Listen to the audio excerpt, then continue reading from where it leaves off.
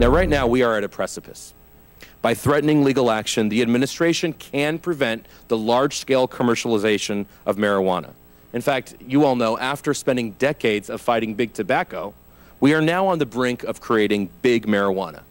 An executive from Microsoft is teaming up with a former president of Mexico in their assertion that they will mint more millionaires than Microsoft in their creation of the Starbucks of marijuana. This is what people in public health care about. The issue of a small amount used by an adult in the privacy of their own home is not what the initiatives in Colorado and Washington are about.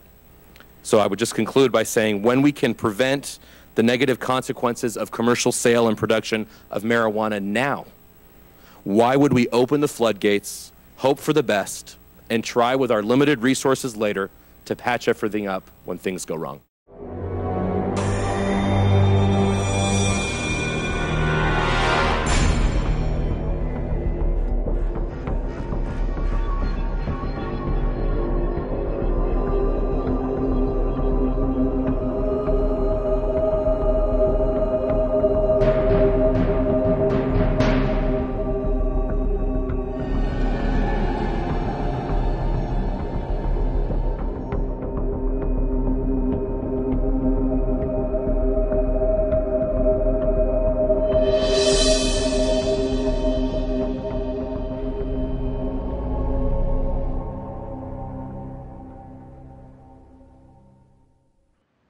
I'm Jamen Shively, and I am co-founder and executive director of Diego Pellicer Incorporated.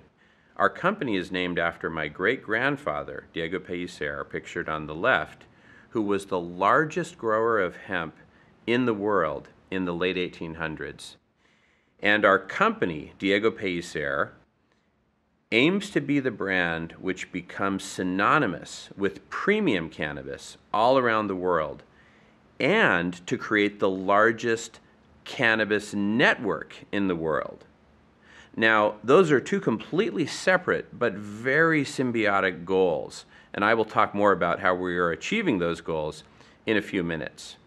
But first, I'm going to talk about the size of the opportunity from an investment standpoint, and there are some fascinating dimensions to this. Then I'll talk about the various subsectors of the industry and how they're interrelated. Next, I'll talk about the importance of branding in the cannabis industry, and that really the bulk of the value will be created in the world-class brands, which will develop and take root over the course of the next few years. And that will lead us directly to the topic which, in my view, is the closest thing that we have to a roadmap for successfully investing in the cannabis industry, and that is the topic of network orchestration. And from there, let's get down from the ivory tower and step into the real world and look at some of the constraints imposed by the state of Washington in the implementation of I-502 for recreational. And finally, in the context of all of that industry overview, I will talk about the Diego Pellicer strategy within that context. And all of this is going to be with a focus, with an emphasis on the investment side in the industry. There's a lot of aspects to this industry, but I'm going to focus on investment today.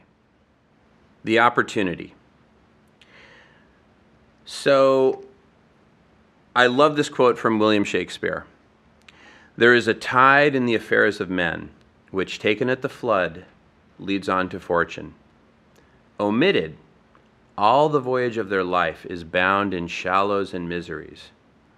On such a full sea we are now afloat, and we must take the current when it serves, or lose our ventures." The tide is in, and there won't be a second chance to be first. And there's actually an opportunity to be first in two things, both of which are just gargantuan in magnitude. One of them is the financial opportunity, and we'll get into the nuts and bolts and dollars of that in a moment. But the other opportunity, which for me is by far the most important one, is to accelerate the safe disposal of the Berlin Wall of prohibition and replace it with a system of responsible regulation. Doing so will save tens of thousands of lives in the short term and will impact the lives of countless tens of millions, hundreds of millions of people very significantly in the short term, medium term, and long term. And prohibition is one of the top transformational issues of our time. So it's an opportunity literally to change the world and to make many billions of dollars at the same time. And starting with the financial opportunity, the size of the cannabis market in the United States, it's very hard to estimate it with any kind of precision, but we do know that it's order of magnitude $100 billion per year. Now, most of this is black market, some of it's gray market, and some of it is very squeaky clean, medical legalized, and we'll see a couple of examples of that in a few minutes. But order of magnitude $100 billion all told in the United States. Now, the United States is about 5% of the world population, but consumes about 25% of the world's drugs. And the reason for that huge ratio is mainly prohibition. The United States is the land of prohibition, and prohibition increases use, increases youth usage, and increases misuse. So if anything, this market size might contract a bit when we repeal prohibition, but not necessarily so.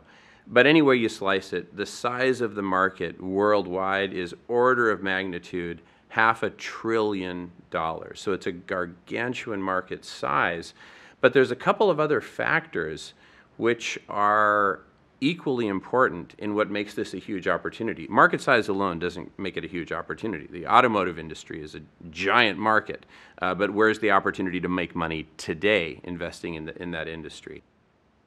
And the next factor, after the size, is the fact that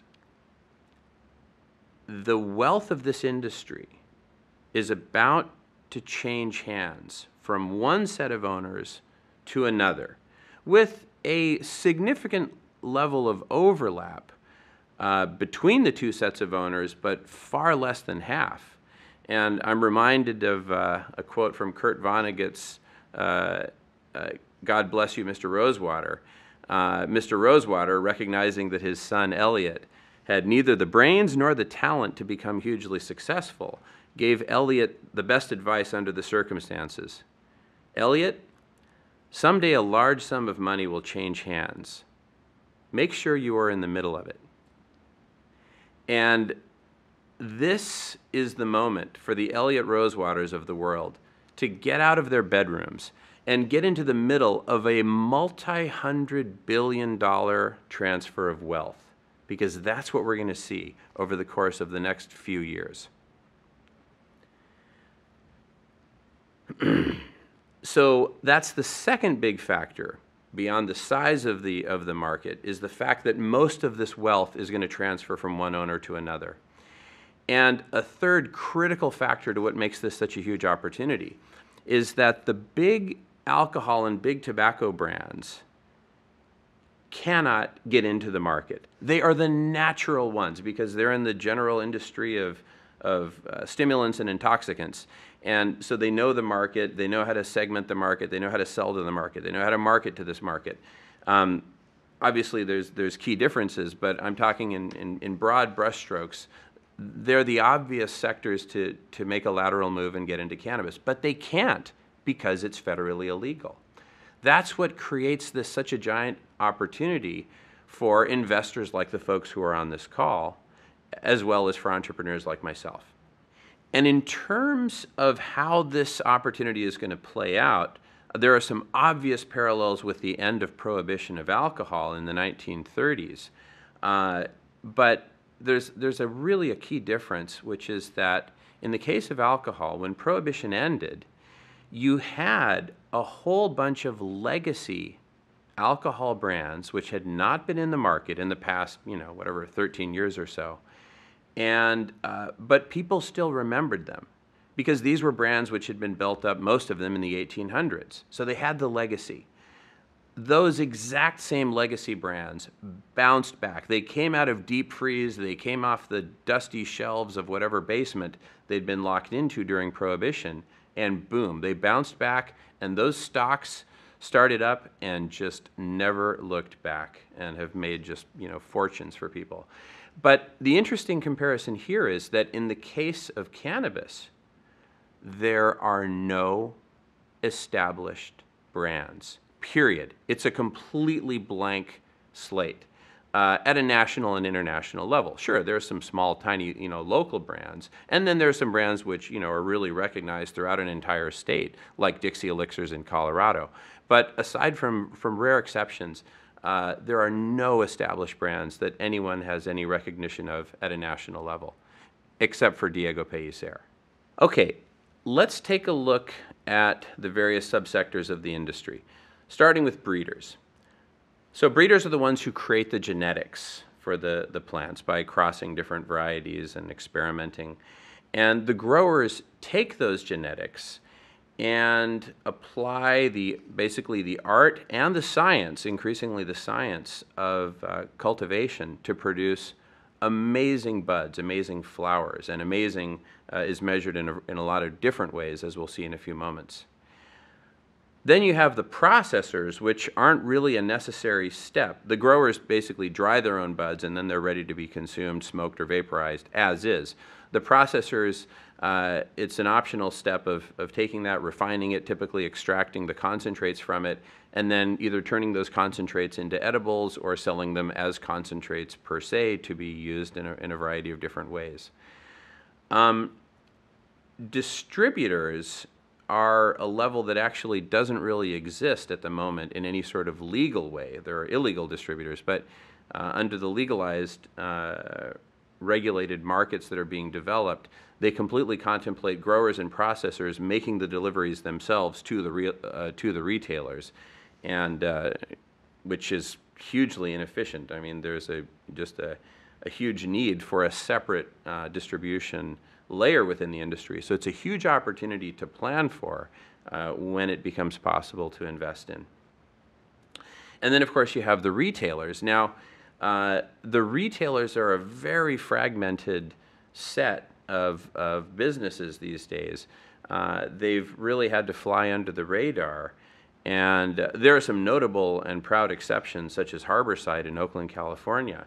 But by and large, retailers are relatively unbranded, flying under the radar, as are most of the growers and the processors. There's been more branding at the processor level than anything else, but the retailers and growers are relatively unbranded. And then another subsector is consumers, but at first you look at that and you say, well, consumers aren't a subsector, but as we'll see, in the cannabis industry they actually are in a very special way. And then on the right, you'll see another subsector, which is ancillary products and services. Those are things like bongs and software and websites, things that to be in the business of making those products and services, you don't have to touch cannabis at all, so there's zero risk of federal prosecution. That was a very popular category or subsector to invest in several months ago, when there was still, some non-trivial degree of federal risk of being federally prosecuted. But after recent events, late August, Eric Holder's statements, as well as the U.S. Senate hearings, it's the jury is in, and the risk is absolutely minimal at this point, so long as you're doing things responsibly, as defined by the Department of Justice, and that's relatively straightforward to adhere to. It takes a lot of resources to do so properly, but done professionally, it's not a problem at all. So next, let's talk about branding. Clearly, there's tremendous value in branding a category of stimulants or intoxicants which people have a strong amount of affinity towards and really make an important part of their life. And the lion's share of the market value created in this industry will go to the big national and international brands of cannabis and products derived from cannabis. And there are several key dimensions to successful brand building within the cannabis industry. The first and by far the most important dimension is that of quality. And quality really consists the fundamental quality of the product itself, regardless of what the label says. And at this level, the sub-elements of quality, you can basically think of as genetics plus the cultivation techniques, the kinds of nutrients used, the kinds of personal care given to the plants, as well as the quality of any processing steps. And safety and making sure the product is absolutely free of any potentially harmful bacteria and whatnot, extremely important.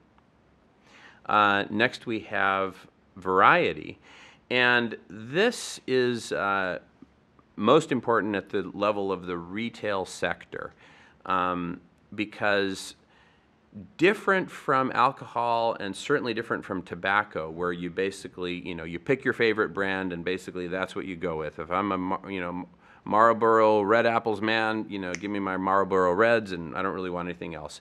With cannabis, that's completely turned on its head. For a number of reasons, and it's a whole topic unto itself to go into, people like to mix it up and try different varieties and have a whole repertoire of varieties that they use, and that they're constantly experimenting with new stuff. So at the level of retailer, variety is extremely important. The third element, not stocking out, at first you might look at that and laugh. This is, kindergartner lemonade stand rule number one: you don't stock out a product. But in the case of the cannabis industry, this one actually turns out to be very, very important, particularly as the industry is being developed, because, for example, in the state of Washington, we're looking at a situation where we're going to have a shortage of product in the short term, and stockouts are going to be the rule, and it's extremely important to be mindful of that. I list all of these basic elements so that as an investor, when you're evaluating investing in a particular company, go through this as a checklist, not just the sub-elements of branding, but really a lot of the key elements of this presentation, and make sure that your prospective company either fits well within the overall picture of the cannabis industry and has also mastered the key elements of success for their particular subsector. Back to the elements of branding, service, at the retail level, extremely important, because you're going to have a lot of people who have never tried cannabis before, and so their first contact, their first impressions are absolutely crucial. Also, for people who have used cannabis for years, many of them have never been inside of a cannabis retailer of any kind, medical or otherwise, and so again, their first impressions are absolutely key. The next element is lifestyle, and what's interesting here is with the category of cannabis, the cannabis industry, people have an affinity, a love for cannabis, which is totally unique. And couple that with the fact that cannabis is a product which makes people want to share. Couple those two things, and you have all the makings of a lifestyle brand. And then couple that with the fact that we're just breaking out of this cage of prohibition. The freedom people are starting to experience right now is utterly contagious. And what better than to create a world-class lifestyle brand that really embodies all of that? And to the extent that can be coupled with leadership in the industry, you've got the makings of just an unstoppable combination, and we'll look at that more in detail. And the final bullet point, you look at that and it's like, what dork would write into a presentation, prediction and recommendation system? Well, the dork is me, so guilty as charged, but let's take a closer look at it. Think of this as the eHarmony.com of cannabis. But instead of pairing a man and a woman, in the case of eHarmony, we're now talking about the pairing of a very specific human being a very specific person, and a very specific variety of plant. And the question is, will this particular pairing be a good match? Yes, no, or is it shades of gray? Well, 95% match, etc. And, well, what are the factors that go into answering the question, will this be a good match? And there are actually three whole classes of factors. The first and most important is the intention, right? So to make the analogy, in eHarmony, what's your intention? Are you looking to get married? If so, are you looking to have children? If so, how many? And if so, do you want to be working while you're raising the kids, or do you want to be a stay-at-home mom? All those sorts of questions which define the intention. In the case of cannabis in human beings, it's what is the human's intention? Do you want to experience creativity? Do you want to boost your productivity? For example, for myself and for a lot of people, certain varieties of cannabis are absolutely brain food. I mean, the inspiration for Diego Pellicer came under the influence of some amazing cannabis. Or is the intention that you want to relax and enjoy a movie on a Saturday night with your spouse? Or is the intention that you want to sleep, or you want to address some pain that you're experiencing? There's all kinds of different intentions, and it doesn't have to be just one of the above. It can be all of the above, and to different degrees. So each person is going to be able to articulate in their own terms what it is, the intention that they're seeking. And we're going to have an artificial intelligence system that's going to be able to interpret their particular personal articulation of their intention in a way that the system understands. So intention is the first and most important set of factors. The second set of factors relates to the person, the individual.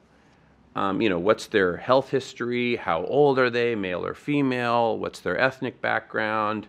What's their past experience been with cannabis? And as much information as they can give us on that, the more the better. What are their genetics? I mean, as genetic analysis becomes cheaper and cheaper, it's literally going to be feasible to do this, not just for cannabis-related stuff, but for medical stuff more broadly. But we'd like for cannabis to lead the way in applying machine learning to medicine and healthcare and wellness generally. What's your emotional index? All the different factors that make a unique person unique, all that goes into the system as well as inputs. The third set of factors relates to the plant. What are the genetics of the plant? What soil type, what medium was used to grow it? What kind of light was used? Was it natural sunlight or was it artificial light? And there's a huge difference. What kind of environment was it grown in? All those different factors go in as well. And then the system itself, pictured in the middle here, assimilates all this data. It can assimilate oceans of data with computer technology, database technology, machine learning, artificial intelligence technology. We can go through the more data, the better, basically. And so what is the result of assimilating all of this data from the three different classes of data?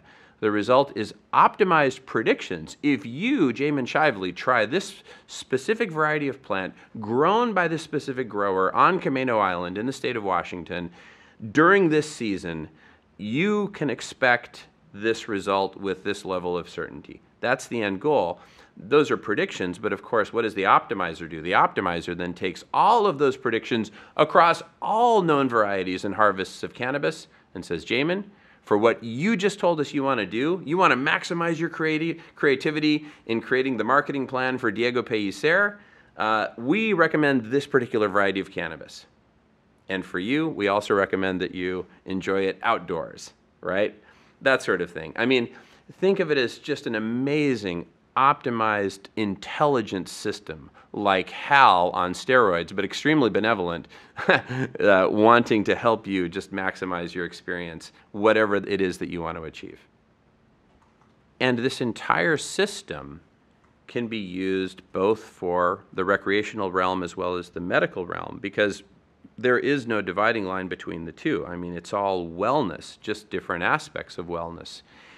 And so the potential for this is absolutely amazing. And there's no reason that this system cannot also be harnessed for evaluating other pharmaceuticals outside the purely botanical realm, outside the realm of cannabis. I mean, there's no reason why we can't apply this equally well to pharmaceuticals and to food.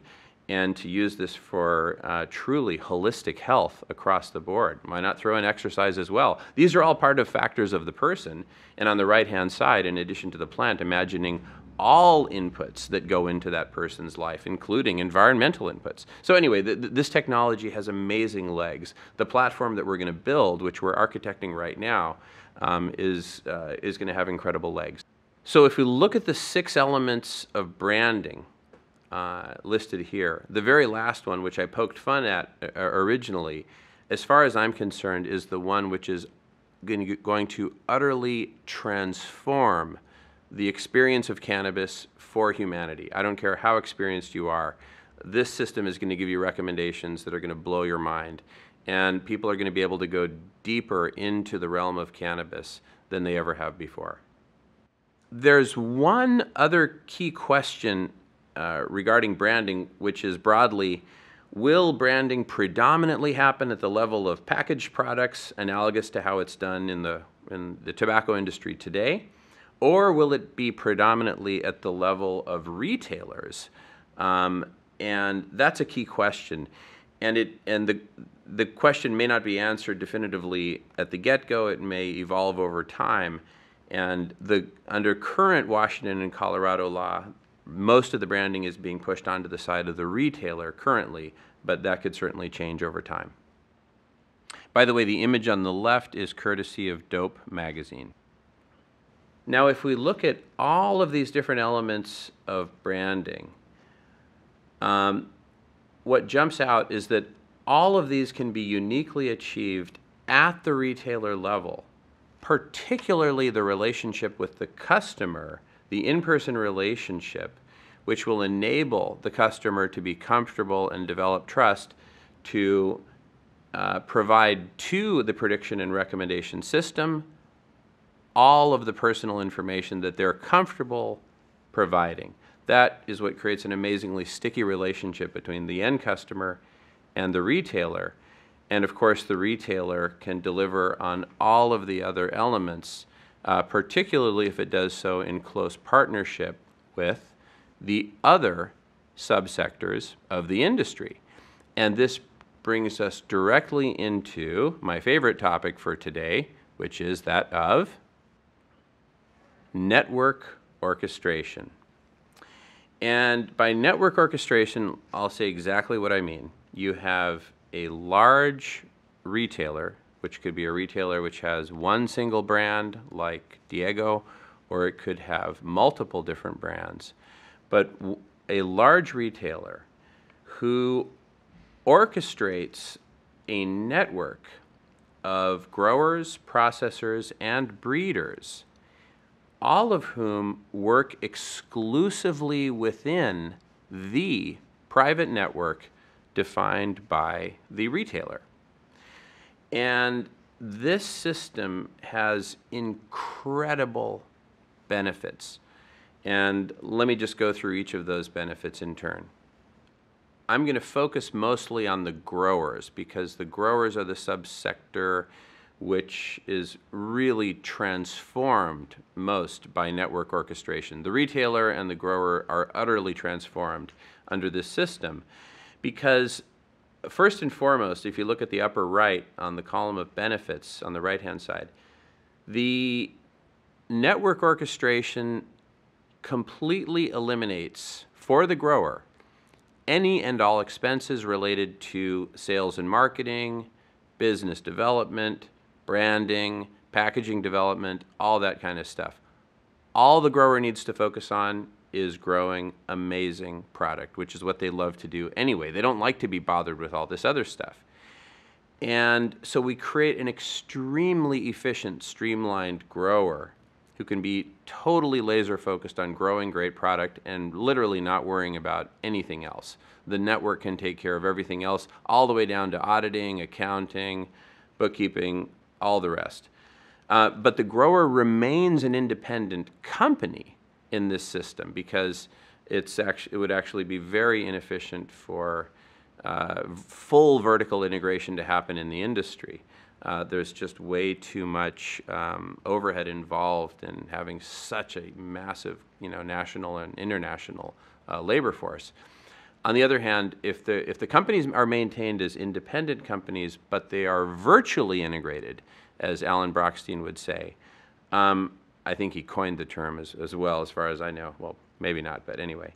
As long as they're virtually integrated, you have this tight relationship, which dramatically reduces all of the growers' costs and eliminates the growers' risks as well, because the retailer guarantees to purchase 100% of every single harvest that the grower produces. And because of that risk mitigation, the grower, who today most growers grow a wide variety of different types of cannabis, because they don't know for which ones there's going to be a glut, for which ones there's going to be a shortage, so gee, we got to kind of hedge our bets, and they end up, having to sort of specialize in a bunch of different varieties. Well, jack of all trades is master of none.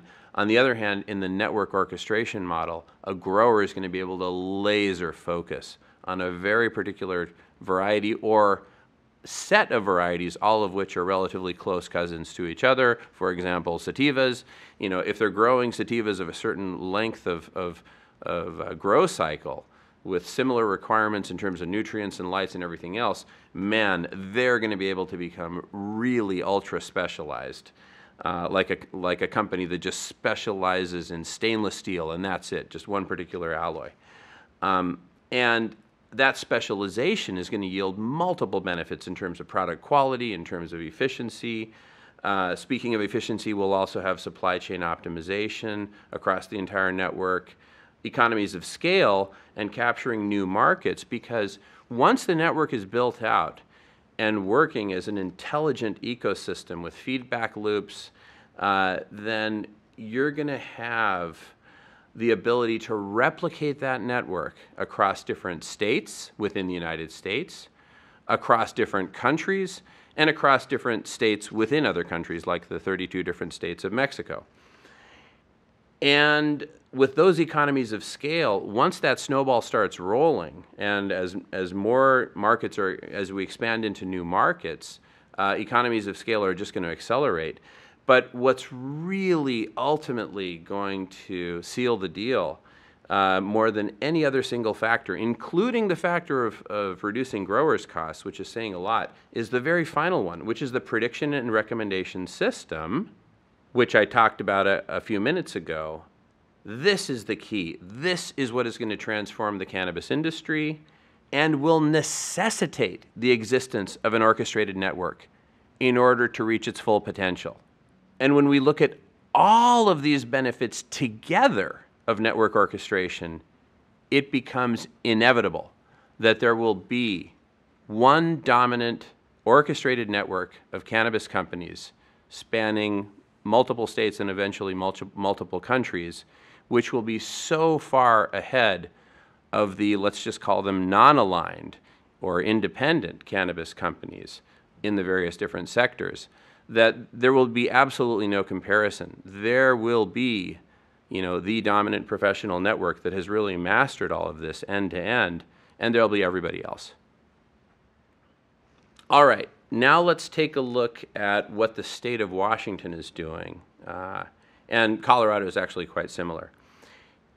A cannabis retailer has to be minimum 1,000 feet from schools and churches and daycare centers and all long list of places, which essentially pushes real estate out into the fringes of commercial areas and often into industrial areas. No branding will be permitted on packaged products. No logos, not even stylized fonts. So they will be the most generic 1984, black and white packaging that you can imagine. Maximum 3 stores per company if you're on the retail side. And you have to pick. If you're going to be a retailer, you cannot grow. And if you're going to be a grower, you cannot retail. And so that's yet another thing pushing us in the direction of network orchestration. If you do choose to be a grower, you can have maximum 3 grow facilities. That turns out to be not such a big constraint because each grow facility can be up to 30,000 square feet, which is quite substantial. And very importantly, the state ruled that there could be no out-of-state ownership in a cannabis company. That was particularly impactful for our company since we are seeking to be the #1 worldwide brand and network in the cannabis industry, we definitely needed to get funding from out of state and even international funding. And so that was definitely a big point to resolve. And that leads us directly into the topic of the Diego Pellicer strategy within the entire context that I talked about in the last several minutes. And I'd like to start with a quote from one of my favorite authors, Steve Turnage. The best way to lead a parade is to find a parade and walk in front of it. And that's literally what happened with Diego Pellicer. We noticed a huge and accelerating trend of legalization and regulation of cannabis. And that all of these people, all these different, the consumers, the voters, the growers, the retailers, everyone was moving in this one big direction, but it wasn't an organized parade and it didn't have a leader. So there was just a tremendous, multi-hundred-billion-dollar opportunity to lead, and so we stepped into the lead. Okay, I just need to say this disclaimer. A lot of the concepts that we're about to talk about cannot be fully implemented yet because of the rules, regulations, and whatnot. Given the amount of time that I have today, I'm only going to talk about really the 5 key pillars of the Diego Pellicer strategy, which have direct bearing on what we do in the short term. And these are legacy and brand building, which are tightly coupled, the Diego network. So we talked about network orchestration. The Diego network is the first and, to my knowledge, the only orchestrated network within the cannabis industry worldwide.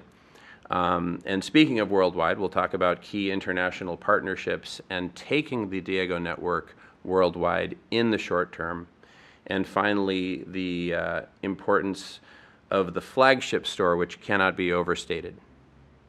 The goal of Diego Pellicer is to be the largest, most profitable network among all networks which emerge to orchestrate the cannabis industry. And from here on, I will refer to our network as the Diego network. We will create such efficiencies in the cannabis industry that we will be able to deliver the product to the consumer at a price which is lower than what the black market will be able to do, even with all the substantial taxes baked into the final price. I mean, the days of $2,500 a pound wholesale cannabis are over, or soon to be over, because all of the cost savings that we talked about at the level of the grower in an orchestrated network, a fully orchestrated network, all of those cost savings, reduction in risk, and increases in productivity and increases in quality are going to result in a lower unit cost of the product. Growers will become phenomenally profitable, but being able to sell at a price which is much lower than the price which is typical today. I mean, the days of $2,500 a pound cannabis at wholesale, those days are over. So what a properly orchestrated network will create is nothing less than a solution which eliminates the black market, which is horribly inefficient to begin with. So we'll be able to beat them any way you slice it, even with very high state taxes. We'll provide tens of billions of dollars per year in taxes to the United States alone. We'll create over 100,000 new jobs in the United States alone, and we'll create significant tourism for the United States, whether to Las Vegas, to the San Juan Islands, to so many beautiful destinations, Colorado. I mean, the boost to the United States and to the world is going to be so amazing that we need to do this. And to the extent that United States federal government or even state governments seek to restrict the formation of a fully orchestrated network, and if they say, no, it has to be just a cottage industry, everything has to be small, that's really going to drive a race to the bottom and head-to-head competition with a thriving black market. So the best way to beat the black market at their own game is by providing better products at lower prices with the organized, orchestrated networks that I've been talking about. So starting with legacy, One thing that differentiates cannabis from other stimulants and intoxicants is the fact that cannabis is, in its pure form, the unadulterated flower of a naturally occurring plant. Now compare that with alcohol, which is the byproduct of chemical transformation inside, vats and pipes, or big tobacco, which is notorious for loading up their cigarettes with all kinds of awful chemicals to make it more addictive and slice up your lungs and I don't know what else. Or even coffee, where the beans are roasted. In all those cases, there is a physical or chemical transformation involved. With cannabis, no such transformation is needed. You're buying the pure flower. So purity is essential. And consistent with other leading brands of stimulants and intoxicants such as alcohol and tobacco, legacy trumps currency. And there's no better example of this than what happened at the end of Prohibition of alcohol. Just like, today that we've got the green rush, we had, the alcohol rush back in the 30s. Hey, it's the end of Prohibition. Wow, there's a huge investment opportunity in alcohol. And there were a lot of new entrants that jumped in with a lot of money and technology and talent. But who prevailed? None of those new entrants prevailed. It was the old legacy brands, the brands that had been built in the 1800s, which prevailed. And it just so happens that we have the longest, oldest, proudest legacy in the entire industry. I mean, what legacies does the industry have to choose from? Well, there's the 1960s, there's the jazz era of the 1930s, or we can go all the way back to the golden age of hemp, to the age of Diego Pellicer. This is the legacy upon which we stand. Now, to take this rich legacy and to turn it into a brand, the first thing we had to do was take a look at, well, how is marijuana currently positioned in people's minds? And a lot of things came up, hippies, anti-establishment folks, the black market, of course, celebrities, artists, libertarians, et cetera, et cetera. And if we had to try to, distill this down to one single word, ideally, and it's not a perfect process, but to boil it down, the closest thing we could come to is non-mainstream. And so then the next thing to do is to then take that and find its opposite, which is, of course, mainstream. So one thing that we definitely wanted to drive home is that this brand has to be a mainstream brand. It has to appeal to mainstream America and, more generally, mainstream conservative peoples throughout the world. In the case of Mexico, to, hardworking, family-oriented Catholics, for example. And also in building the #1 world-class brand of cannabis, another key element is being first. And this is an outstanding book of marketing. I highly recommend it to everyone, particularly for this industry, because this industry right now at this stage, it's all about being first. And rule #1 in marketing, this is fascinating. It's better to be first than it is to be better, which at first sounds like a contradiction in terms. I mean, we're all brought up to believe that better is, well, better, right? In the world of marketing, first is everything, and it's much more important than better. You got to read the book. So now we had our marching orders. We knew the rich legacy that we needed to build off of. We knew that we had to be mainstream, and we knew that we had to be first. And we very intentionally cultivated an appearance that is consistent with the mainstream positioning. So we essentially captured the opposite pole, opposite relative to the current positioning of marijuana, of anti-mainstream. So it's like, okay, Coke, you're the old, Pepsi is the new, that kind of an opposite. And this manifested itself in, the way I dressed, the emphasis on my, Microsoft background, etc.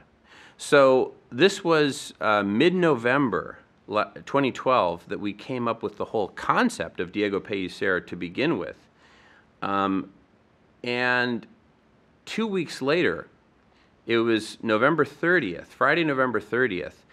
And my big concern at that point, knowing that first was going to be decisive in the upcoming battle for supremacy for the #1 worldwide brand, my big fear was that another brand was going to make a big splash on December 5th, midnight December 5th, which is when, you know, legalization kicked in Washington State. So I said, look, I don't know who's planning what, but I'm just going to preempt whatever may come. And so on Friday, November 30th, we gave our first televised interview with Amy Clancy, and it was amazing. You can see it on our website. And to just give you one little idea as to how quickly this went viral and took off, it instantly became international news. And literally 2 days later, an animation company in Taiwan created this really hilarious video calling me the Bill Gates of Bud, and you know, creating this whole anime figure that's like kind of sinister and just super greedy and unethical and all that. It's hilarious. And then from there, Alan Valdez, who, you know, is one of the most quoted financial professionals in the world, invited me back to New York.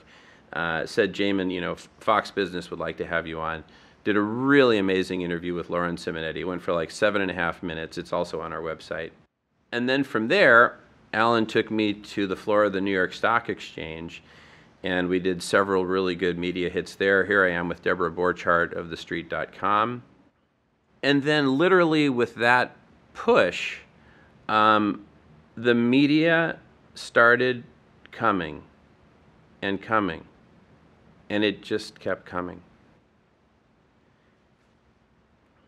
So we achieved first to mind as the #1 retail brand of cannabis worldwide. In fact, if you Google premium marijuana, we're both the #1 and the #2 results. Rolling Stone magazine did a whole issue dedicated to cannabis, and right in the centerfold, they profiled the 9 top big name advocates of the industry, including folks like George Soros and Jared Polis and Morgan Freeman. And of those 9, I was included. And of those 9, there's only one who's actually in the industry of cannabis, and that's myself. And in terms of branding, to be the lead network orchestrator for the entire industry worldwide, we're actually going to need a house of brands. And so the house of brands will be led by the premium brand, Diego Pellicer, but we'll also have a mid-market brand, Prima. Now the Prima brand will focus on top quality product, a laser focus on safety, on education, customer service, completely immaculately clean, think like a spa. So it's going to have look and feel and service and products which are really upper mid-market, but it'll be just a gem in the mid-market. And the amazing thing is, because it's part of a multi-brand orchestrated network, Prima will be able to offer what are really borderline premium quality cannabis at mid-market prices. And it's going to be phenomenally profitable because of the benefits of network orchestration. And in terms of lifestyle branding, we will have a line of clothing, hemp clothing, and we're working with Adam Dunn out of Colorado to develop this that will just be amazing. Most important of all, by far, for building the #1 world-class brand of cannabis, and actually house of brands, is the Diego Network. And the main jewels in the crown of the Diego Network are the partners at the Northwest Patient Resource Center, NWPRC. John Davis, who's the founder and CEO of NWPRC, is, as far as I'm concerned, the foremost policy expert in cannabis in the United States, and his knowledge spreads internationally, as does his network, his contacts, and his team is utterly phenomenal. I mean, they've got it covered from every angle, from grow to quality control to HR, staffing, administration, all the special rules and regulations, taxation, etc. The team at NWPRC has absolutely created the gold standard for medical cannabis dispensaries, and they're literally fit for a president, as you can see in the lower right. And in the case of NWPRC, the relationship became so close, so tight, that we're actually in the process of acquiring NWPRC. And this is as good a place as any to talk about the Diego team. And really, there is no hard and fast dividing line between, the Diego team in terms of Diego employees and key members of the Diego network. We all operate. When we have meetings, there is no distinction between, oh, this guy's an employee of Diego and this gal is a member of the network. We all operate as one united whole. And it's really important to point out that whereas in other industries, especially commodity industries, you just naturally have a sense of competition because there's a limited pie, there's limited profits, and it's a zero-sum game. In this case, it's like an infinite-sum game, if such a thing exists, because first of all, we're talking about building the most successful network and the most profitable network within a multi-hundred-billion-dollar global industry. So no matter how we divvy up the pie, we're all going to be phenomenally successful, all the members of the Diego network. And the value to society, the value to the world of finding a responsible way to end prohibition as quickly as possible and replace it with a responsible professional industry that's generating huge wealth on multiple levels, the benefits of that to the world far outweigh the financial benefits. But in this case, both the societal benefits and the financial benefits are going to be absolutely gargantuan. So I sometimes make the analogy that we're like a few dozen hikers who just happen to run into each other on the top of the Sierra Madre Mountains. And we all discovered that there's like 17 tons of solid gold in sacks just buried there. And it's like, oh my goodness, you know what? Let's just get these bags of gold down the mountain and across the border as quickly as we can. Let's just freaking divvy it up uniformly. Look, I'm not going to slit your throat. Don't slit mine. There's plenty of gold to go around. And in this case, the treasure that we're bringing down from the top of the mountain is worth more than any amount of gold. The number of lives that are going to be saved, the number of families that are going to be together because dad doesn't get hauled off to prison for having smoked a blunt on a street corner. I could go on, but suffice it to say that we have a team that is second to none in the cannabis industry. I'll just mention a couple of partners. Just for example, we've got Ron Throgmartin, who has been in the industry for several years, extremely accomplished executive. He grew up in the H.H. Gregg family, which grew to be a multi-billion-dollar retailer. So he knows the retail side, the operations side. He's also developed over 3 million square feet of commercial real estate. And he's also been one of the largest business folks in the agriculture sector in the United States. I mean, just you couldn't ask for a better background. We've got Steve Hubbard, an accomplished executive as well, been president, CEO of large companies. We've got a business development team that is second to none. We've got the best creative talent in the industry. You've got folks who are in the Diego network in the hemp part of the industry. It's actually a whole other industry unto itself. Folks like Robert Takata, Adam Dunn in Colorado. The network just goes on and on. Another whole segment of the Diego network are the folks on the ground who are doing lobbying and team building and kind of building a network of relationships at the city and county level and in the industry, of course. We've got the best lawyers in the industry and the legal work alone for building a national and international brand which respects securities laws, which respects federal policy, which respects state laws. it has cost us hundreds of thousands of dollars. And it's worth every penny, and we continue to spend because it's a moving target. Things are constantly changing and evolving. So it takes not only a company the size of Diego, but a network the size of the Diego network with a diversity of expertise of independent companies and independent law firms that operates as a virtually integrated network in order to accomplish what we are setting out to achieve, which is to create the #1 world-class brand of cannabis.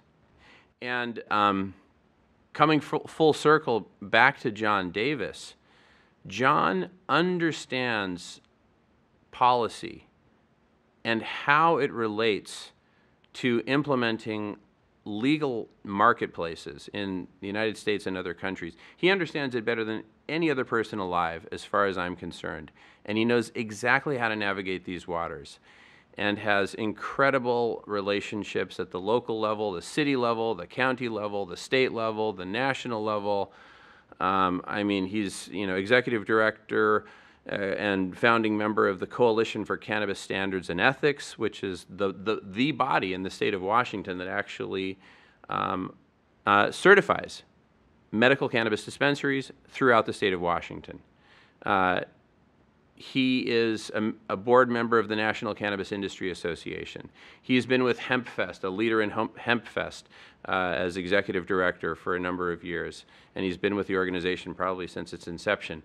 I mean, he is the model executive and leader in the cannabis industry. And so the Diego Network is nothing short of a magnet for the very best talent in the state of Washington, in the state of Colorado, in the United States, and in the world. I could go on for days about the Diego team and the Diego Network. And we're actually in awe of the talent that we've assembled. But I don't think this would be possible literally in any other industry, because what we're doing is we're coming together to safely and systematically dismantle the Berlin Wall of prohibition and replace it with an efficient, profitable industry which yields multiple returns to humanity, to the planet. Another invaluable member of the Diego Network is the grower Solstice. And Solstice is amazing on so many different fronts, but just to name one of them, Solstice is the first fully permitted grower of cannabis in the state of Washington. And this is one of many, deep topics that requires serious attention. But in addition to getting a license to grow cannabis in the state of Washington, it's also vital that the grower be permitted. And the permitting process, there is no website where you can go to hey, welcome to the state of Washington. Here's the permitting process to become a permitted cannabis grower in the face of federal illegality. I mean, are you kidding me? So we actually had to pioneer this, and working together with Solstice, we pioneered the permitting process in the state of Washington, and together we have invaluable intellectual property for getting permits done quickly, effectively, and in a way that will stand the test of time. And with a view to accelerating the peaceful demolition of the Berlin Wall of prohibition of cannabis, we brought together key members of the Diego Network in Washington State, and on May 30th, we threw a press conference in downtown Seattle in the Columbia Tower, and we were very fortunate to have with us my old friend, President Vicente Fox, former president of Mexico, who delivered the most amazing keynote speech and urgent plea to the United States to please accelerate the replacement of prohibition with regulation so that we can stop the carnage in Mexico. Since 2006 alone, over 80,000 Mexicans have been slaughtered in the senseless drug war, which is completely a byproduct of the failed policy of prohibition. I mean, the policy of prohibition, literally what it did was to say, look, we're basically doing, a request for proposal who can supply illegal cannabis to the United States the most efficiently, the most effectively, to supply the now insatiable market, the market size itself having been driven by prohibition. It was nothing in the 30s prior to prohibition. It was not a big deal at all. It was used as a medicine quite effectively. But the important point is the failed policy of prohibition created the Mexican drug cartels, and it created the modern-day destruction of the country of Mexico. Mexico used to be the dominant economy of Latin America. Brazil has shot past Mexico. Foreign investment in Mexico is at an all-time low. Tourism is at an all-time low. People are afraid of traveling to Mexico, and Mexicans are afraid of their own country. They're fleeing their country at record rates. So there is absolute urgency in ending the failed policy of prohibition in the United States and ending it responsibly, replacing it with responsible regulation. So we assembled some of the top experts in the country on cannabis, as well as members of the Diego Network, most of whom are standing in this picture. For example, we have Dr. Michael Osborne sitting to the left of President Fox. He's one of the top cancer surgeons in the country and the director of the Strong Institute of Cancer Prevention. Those are the folks who developed the pap smear. And Dr. Osborne is investigating intensively the effects of cannabis medically. And we have the top cannabis lawyer in the country. We have retired General Skip Dreps, who's sitting to the right of John Davis. We've got Aaron Smith of NCIA. We have, not pictured here, but to the left is the top cannabis securities lawyer in the state of Washington. So it's really a who's who of experts. And this was immediately national news. And the picture in the upper right is of President Fox and I on the front page of the Seattle Times, full color, giant image, top story. And perhaps most importantly, what we did that day literally changed the course of Mexican history. Prior to this press conference, there was zero conversation about the legalization of cannabis in Mexico. Zero. Why? Over 80,000 people have been killed since 2006 alone. Another 27,000 disappeared, including journalists. And so nobody in Mexico wants to be on the wrong side of this conversation, of the cannabis conversation or the drug conversation, because you can literally get kidnapped and beheaded very quickly. But after this press conference on May 30th, 2013, the dam broke, and discussion in the Mexican media and among Mexican intellectuals and even the Catholic Church, it exploded, and it has not abated. We then organized the first international symposium of its kind on the legalization and medical use of cannabis in Mexico. And I headed up an 11-person delegation from the United States. President Fox headed up a similar delegation from Mexico and Latin America. We had, in addition to Dr. Michael Osborne, we had Dr. Bob Epstein, former retired deputy administrator of the U.S. Department of Agriculture and an expert in the regulations, rulemaking process, standardization. We had Allison Holcomb, who was the principal author of Initiative 502 in Washington State, creating recreational cannabis as an industry. We had Dr. Dale Geringer of California NORML. We had the attorney Robert Reich, who's appeared before the United States Supreme Court in cannabis cases and prevailed. We had Steph Scherer of Americans for Safe Access, John Davis of NWPRC, Sri Kavuru, Michael McGuffin, Aaron Justice, who did an amazing job helping me organize the whole thing.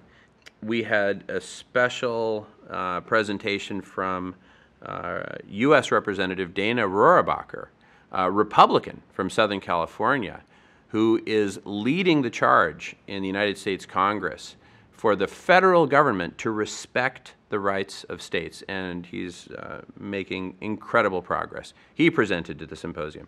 We had the Dean of the School of Public Health, at Harvard University, Dr. Julio Frank, presenting. We had the Dutch ambassador to Mexico presenting about the successes in Holland and their strategy of separating cannabis from harder drugs. And this is a crucial point.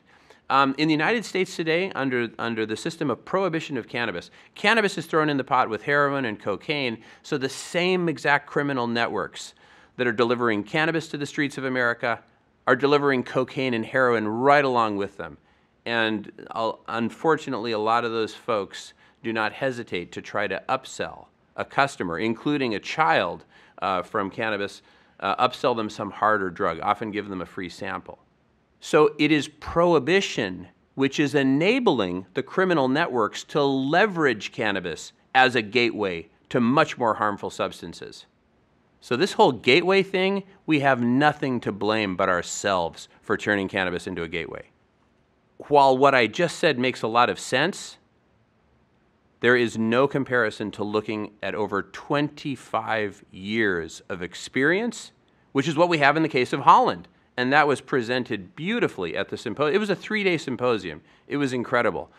And the arguments made by the Dutch ambassador to Mexico, I will never forget. And the evidence that was presented, addiction rates to harder drugs such as heroin have fallen in Holland over the exact same time period, dramatically fallen.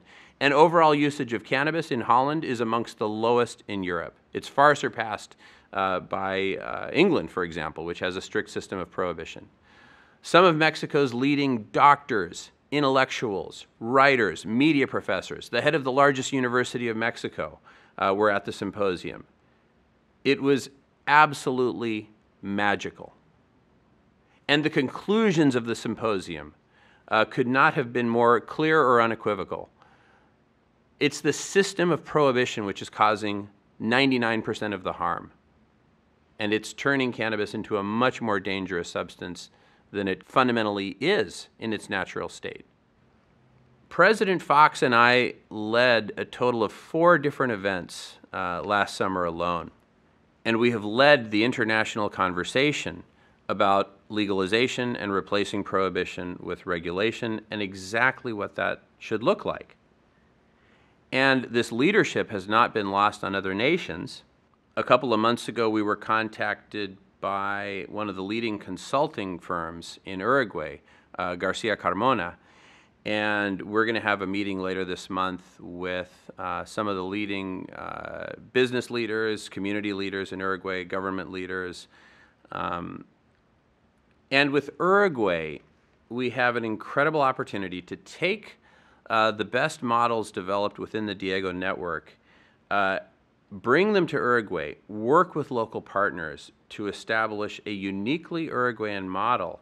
And one of the great things about Uruguay, all the power is concentrated in Montevideo. There is, you don't have this complex, well, it's federally illegal, but the states legalize it. No. It's all taken care of in one city. And so we're going to be able to implement a really incredible, perfected model, which can be a model that can be, from there, exported by Diego member companies, by Uruguayan companies, export that model to other countries throughout the world. And it can be a huge boost to the Uruguayan economy to be part of a larger international network and an integral part. In fact, I'd love to see a huge part of the international Diego network be made up of Uruguayan companies.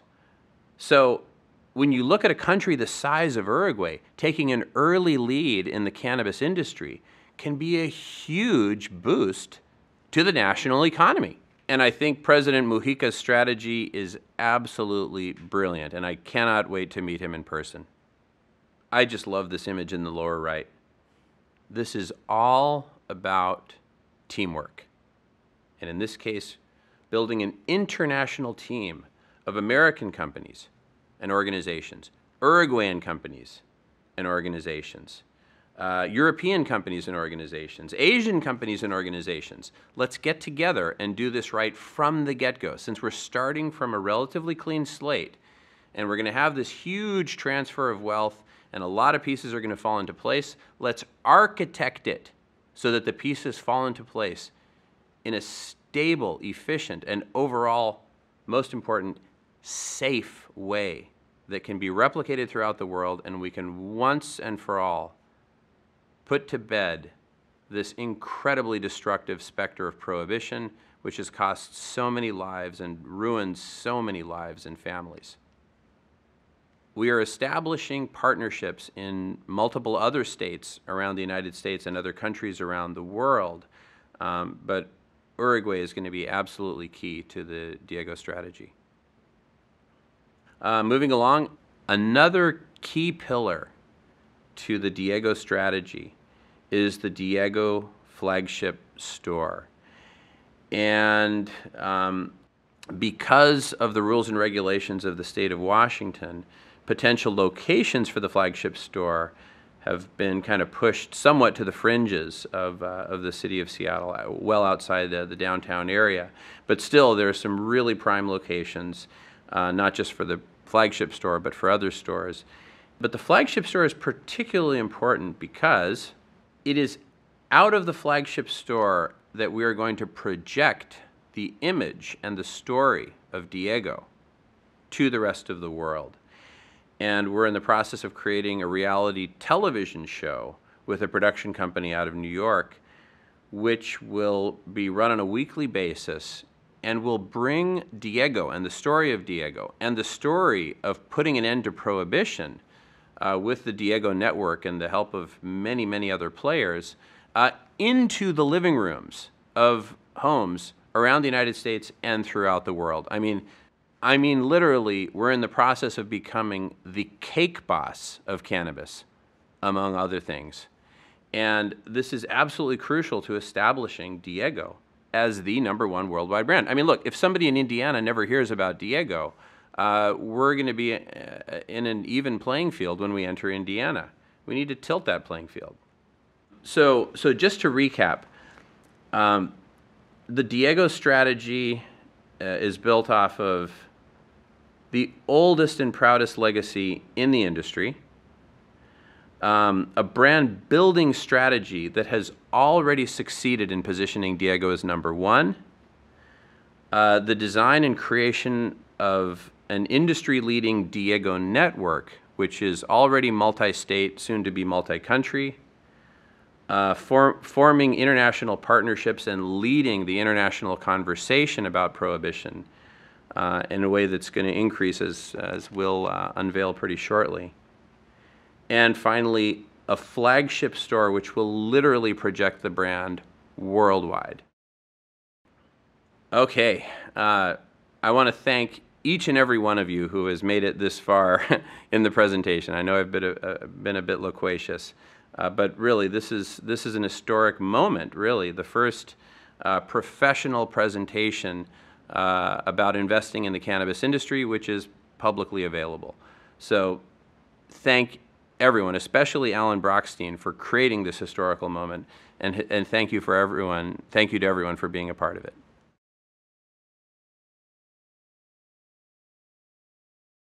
Thank you very much. I have to tell the audience something. I thought I saw these slides. It's very analogous to your whole story here, that last November you had no idea what you were getting into. You and I have talked about that, and I don't know if people can appreciate that, but this was just a vision of yours last November. Well, I saw your slides, I don't know, an hour or so ago. These aren't even the same slides. You move fast, and so I think fast and furious in leading that parade that you talked about, and I appreciate that, you sharing that information with us. We do have a lot of questions. Yeah.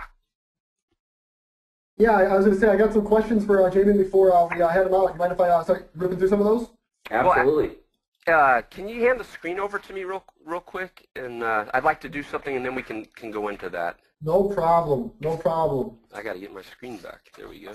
All right, everybody, keep your questions coming in. We're going to get those addressed with Jamen real quick after Alan gets us some information, okay? So Ron, Marlo, Jacob, Alan, info@grow. I got a ton of questions coming in, so keep them coming, and we'll make sure to get those answered, all right? Okay, so before we start, and we're going to get, the rest of this will be back to Jamen, hearing his questions. I did want to offer that this is a great example of what we're trying to do. We're trying to bring our subscribers, the really big thinkers, the people who are leading the way here, whether it's a private company like Jamin's or public companies or even industry experts. So that's what we're trying to accomplish here. And I wanted to tell everybody our pricing, we just launched a couple of weeks ago. We went out with $220 for an annual subscription. That works out to be $4.20 a week for a full year subscription, or $22 a month. And for the first 25 people who use this code Jamen420, if they sign up today, we'll just make it really easy. For $420, you can take a look for a week. And one of the great things about all the products at MarketFi, not just 420 Investor, is if you don't like it before your period's over, just cancel and you get a full refund. So the first 25 people can use that code Jamen420 to get their introductory 1-week trial. If you don't make it, don't sweat it. Like I said, sign up for a month and you can cancel if you don't like it. But do sign up if you're interested in this. We will be raising the price to $420 a year rather than $420 a week shortly. So I see the questions starting to come in. I wanted to ask a question first, though, before we get going, which is you've kind of laid out some big plans, Jamen, and you talked specifically about Washington. And can you just tell us your timeline as far as when you think that first store will open, and then follow up with kind of what you're thinking about how you're going to enter Colorado? Right. So the first store will open according to Washington State's timeline in the neighborhood of May or June. Now the state of Colorado, and then we would likely open all 3 of the stores that we'd be allotted as quickly as we can, starting in that time frame. And Colorado has a very similar restriction to the state of Washington, which is no out-of-state ownership, no out-of-state investment, and that actually created a big sort of security concern for us, because here we are building the largest national and international brand of cannabis. We couldn't just rely on funds just from residents of Washington State, and so we found a way to basically make that a non-issue. For the state of Colorado, they've got very strict and clear residency requirements. So for the moment, our main vector for entering Colorado and performing the network orchestration function there will be through licensing and franchising. But you'll be able to use your same brand, though? To my understanding, yes, and the rules and regulations are somewhat in flux still, so we're checking that out. But actually, our main focus is on the state of Washington at this point. Colorado will come a little bit further down the road. But their retailer side is going to be extremely fragmented, so it'll be relatively easy to find good companies to partner with in Colorado. Okay, and then another question I get, obviously we're getting a lot of these today. It started off with Josephine Riley, when are you going to IPO? And Steve Templeton asked, he wanted to know the address where he could send the check, but we're seeing a whole bunch of other people ask about investing in your company. How do people get into Diego Pellicer before the IPO? Oh, great question. Well, so first of all, I need to be very clear. I'm not making a general solicitation, and so I really can't answer any of those questions directly. But if anyone's interested in having a private one-on-one conversation about exploring investing in Diego, I'm happy to have that conversation. You can just reach out to me through our website, diegopellicer.com. And then as far as our plans for IPO, we've looked into the option of basically backing into a shell, and that of course has its pros and cons. One of the great pros is it would make the opportunity available to a much larger population and really make the network a much larger network of stakeholders. So there are things that are very appealing about that, but of course there's a lot of downside to being a public company, especially this early on. We're not even a year old yet. So the time frame could be literally anywhere between 6 months and maybe a couple years from now for going public. Got it. Yeah, it's interesting on that reverse merger, because I don't know if our audience knows this, but for those that were curious about investing, to invest in any private company, to receive those solicitations, you have to be an accredited investor. And things are changing. One of my contacts, and I'm going to ask you about this in a second, is ArcView.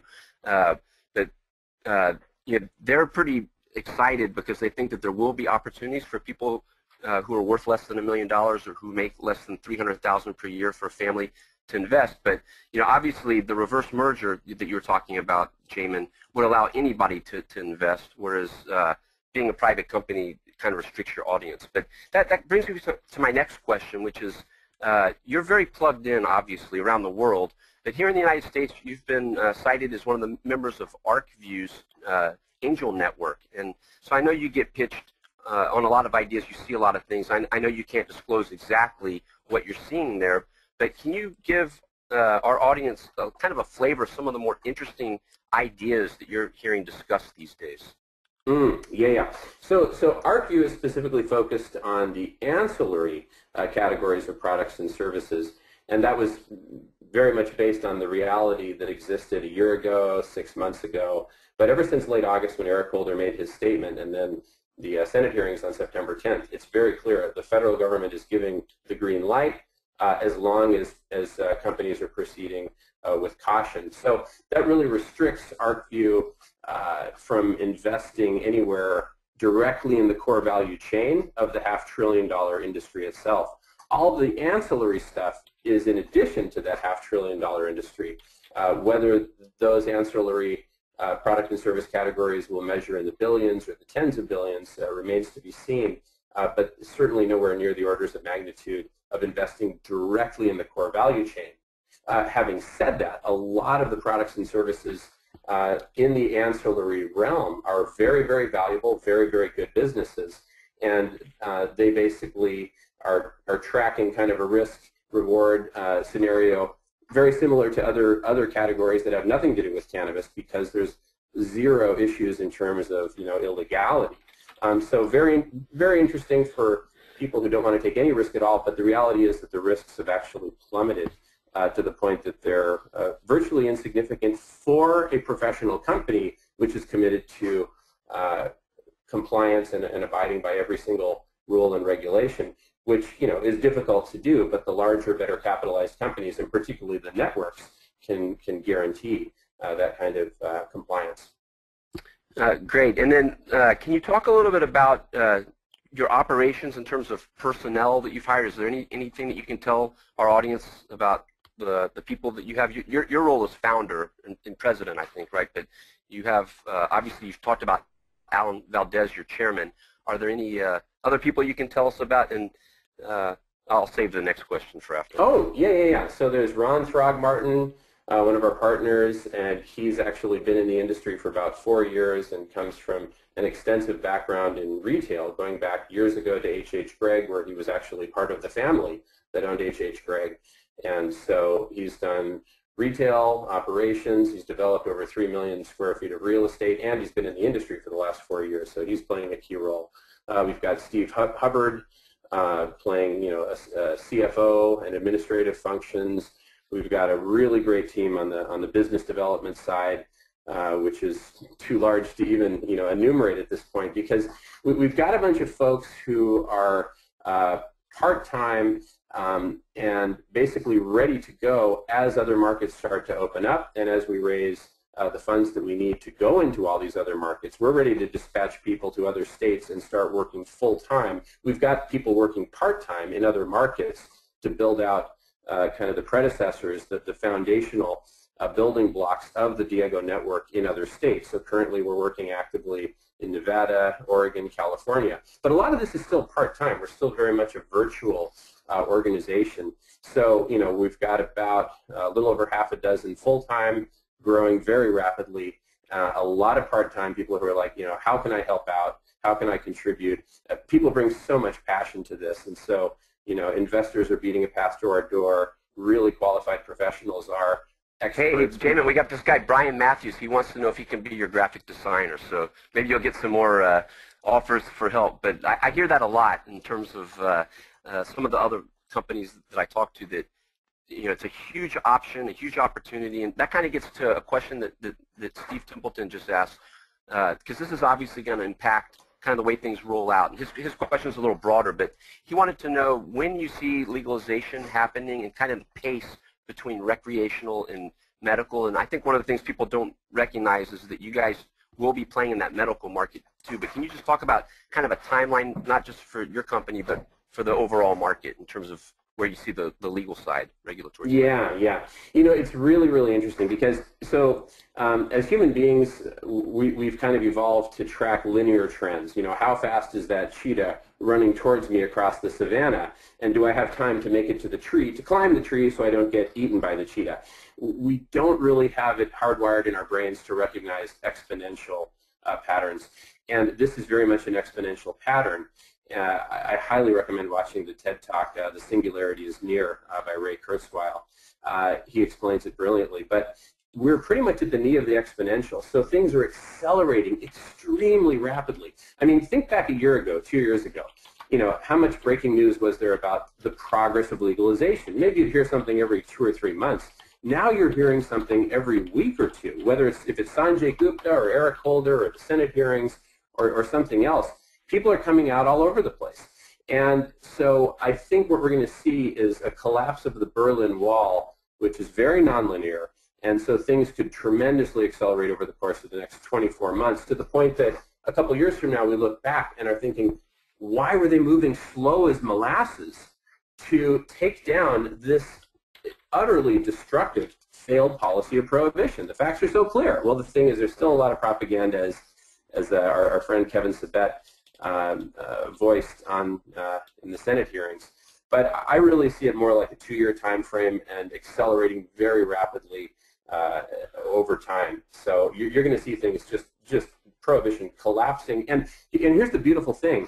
The leading professional networks of cannabis companies are going to be the ones who are going to be able to accelerate that, because we're going to be able to go to state governments in the United States and state governments in other countries, and other states in Mexico, Brazil, wherever, and say, look, we've got a model for your state, because we're going to have experts working on localizing that model. That's another reason Uruguay is such a key international sort of test bed, because we're going to bring our best partners from the United States down with us to Uruguay and work with Uruguayan companies.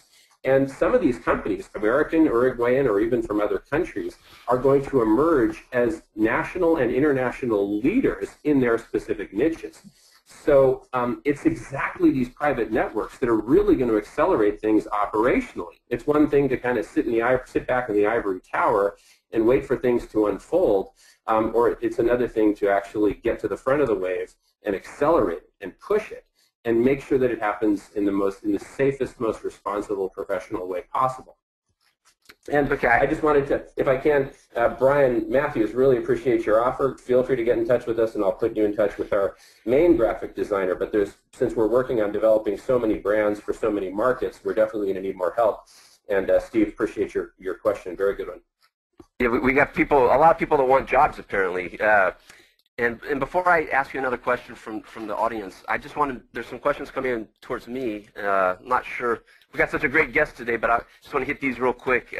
First of all, I think one of the questions was, what's my favorite stock right now? And I will answer it this way. If you're a subscriber, you know that answer. And that's, I'll leave it at that. But another question that came in is, what goes on in the chat room. And I got to tell you, the chat room is fun. It's not open 24/7. I mean, it is, but nobody's there.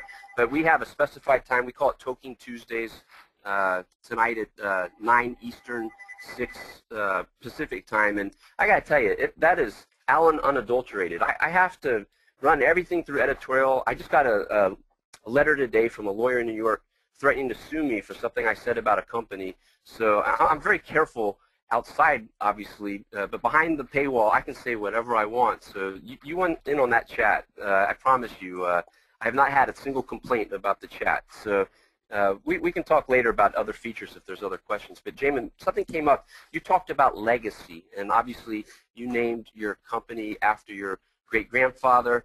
Y'all don't know this, but Jamen just got married, and in the prenup, he made his wife sign his first son will be Diego. No, I'm just kidding. But kidding about that. But he did just get married, so congratulations on that, Jamin. But thank you. There's a question coming through about, is there a hemp play? Is there anything for your company to do outside of THC products, just in hemp? Is that something you've given thought to?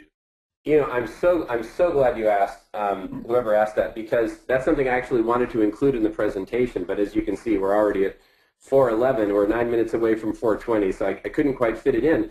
But hemp has so much potential. Hemp can sequester up to 4 to 5 times as much carbon as forests, which produce pulp and paper products. And so there's an opportunity to make our acreage much more productive and use significantly less water for producing pulp and paper, textiles, building materials. There's hempcrete. Paints can be made of hemp. So there's just a gigantic opportunity in hemp itself. And hemp is currently prohibited to grow in the United States as an industrial crop everywhere except for Colorado, I believe, where they're doing a small pilot.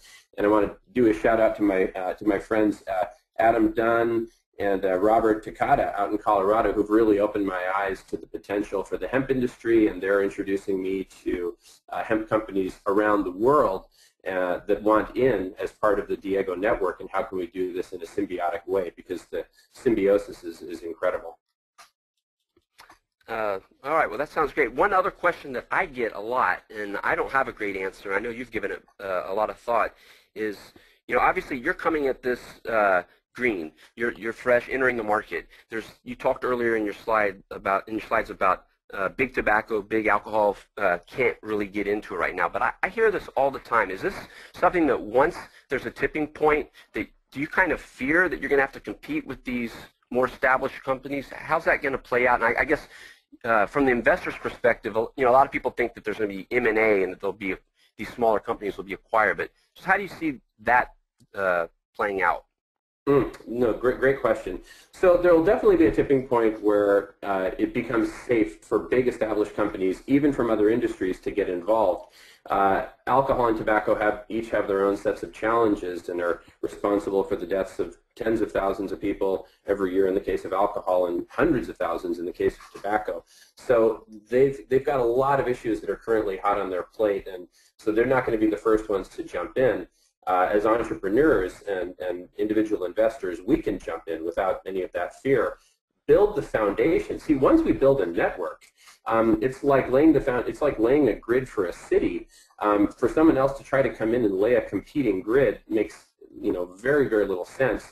And especially if you consider getting your world-class brands established first. You know, creating a new brand from nothing, once you've got a whole bunch of established brands in the market, is an extremely risky and extremely expensive proposition. So I see big alcohol and big tobacco basically acquiring their way into the market. Got it. Okay, well, we are almost at 4:20 somewhere out in West, I guess, Oh, yeah. Pacific time. And I want to thank everybody for joining us today. As a reminder, you can go to 420investor.com and use that code Jamin420 to get just a 1-week trial for $4.20. But I want to poll the audience real quick. I've really, this has gone way beyond my expectations, and I know we had a lot of questions. We weren't able to get to all of them. Just a quick show of hands, if you can do that out in the audience. Who would like to hear more from Jamin in the near future? Just a real quick show of hands if we're able to do that. Yeah, I'm seeing a lot of that. So I don't know, Jamin. I sure was impressed. It looks like the audience was too. What do you think about maybe trying this again in the very near future? Oh, I'd be absolutely delighted. Again, I think what you're doing is fantastic, and very happy to participate in any ways that I can. So absolutely delighted. Okay, well, I appreciate you being our guest today. I know one of your mottos is to go big, and I went big, I think, inviting you, and I'm glad that you could be number one with us, and appreciate that. I want to thank everybody in the audience for participating today. We had some great questions. I know we had a lot to cover, and we didn't get it all covered. I'm glad Jamin is agreeable to coming back, and we'll try to get something together to do this again very shortly. One of the things that's pleased me most about this new venture of mine is just the number of people that I'm hearing from in the industry who really who like this model, who like this unbiased, transparent model, so that people can get information from them that's not paid for and manipulated by stock promoters and people that take money to write good opinions. Just plain, basic, honest things like what Jamen shared with us today. So that's what we're about at 420 Investor. I know I saw the survey. A lot of you are new investors. That's one of the things that I've found over the last 7 months, that this theme is so exciting. It's gotten younger people who've never invested before, older people who lost all their money in 2001, 2002, and then again in 2007, 2008, and swore off the market. They're back now. This is an exciting theme. One of the things I might get criticized for is maybe being a little too cautious, too conservative, but I have your back. That's what I'm all about. I know there's a lot of people out there that are more aggressive than me, but you can count on me to make sure that you know what's going on when it comes to cannabis stocks. So with that, I'm going to hand it back, I guess, to my friends at MarketFi just to close off. Thank you. Thanks, everyone.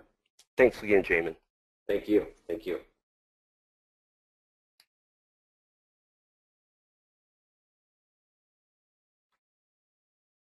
Are our friends from MarketFi still on? Kyle, Nathan? You know what? They might have just let it run. Okay. Y'all are there. It looks like we finished up all the questions. Say again, Alan? I was just going to say, there was a question I didn't get answered, and people wanted to know how to find Diego Pellicer's website. It's diegopellicer.com, and that's you got it? I dropped it, and I'll drop it in the chat again. Okay, well, I think that's it for us, Kyle. Thank you so much for letting us do this today. Yeah, Jamen, I appreciate it, guys. You know, for us, we've gotten an incredible amount of interest in this topic, and we want to continue to bring, you know, experts like you and Alan in and continue to educate us on the topic, and hopefully we can work some more into the actual Benzinga.com side too, because Jamen, I'll tell you what, it's not every day that you get to be a part of a rapidly growing industry like this. So we really appreciate all the thoughts and education and time you spent with us today. Well, thank you. Thank you, Kyle, Nathan, Alan, and everyone who joined us. It's an honor and a privilege to be here. Very happy to come back.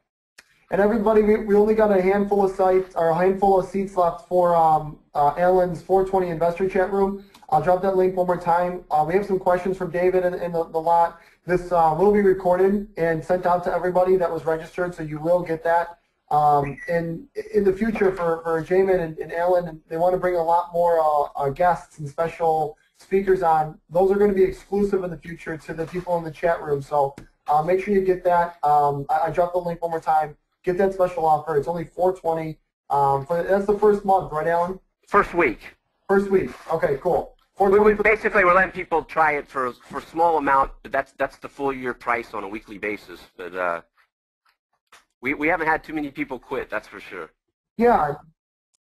Well, the cool thing is, you know, the information we got, we only had an hour, and I think we're just about to hit 420 on the West Coast right now. So we've been on for an hour and 20 minutes, but the truth is this industry, almost every day something's coming up, and to stay on top of it, I mean, there's not a lot of sources out there right now. And not only that, there's not a lot of sources you can trust. So I would highly recommend take advantage of that. Get involved in the community, learn more about Diego, learn more about Jamen and Alan, and be a part of this, because this, who said this? Someone came in and said, this reminds me a lot of like the microbreweries back in the 80s when that industry was blowing up. One of the attendees said that, and it reminds me a lot of that. So get involved, everybody. I really appreciate you trying it. You know, Jamen, Alan, I can't wait for the next one, guys. Really looking forward to building the community here in MarketFi, and hopefully we can help with anything else you guys got. So have a great night, everybody, and we'll see you guys next time. All right, good night. Good night, all. Thank you.